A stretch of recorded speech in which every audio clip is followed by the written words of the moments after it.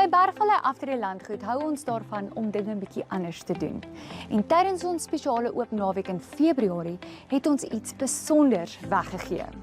'n MSC bootreis vir 2 na die pragtige Portugese eiland. En ons het 'n wenner. Baie geluk aan meneer Pieter. Jy en jou metgesel is op pad na sonskyn, see en onvergeetlike herinneringe. So vir die res van julle, volg ons op ons sosiale media en hou ons dop vir die volgende oop naweke. Jy weet nooit wat 'n verrassing ons in store het nie.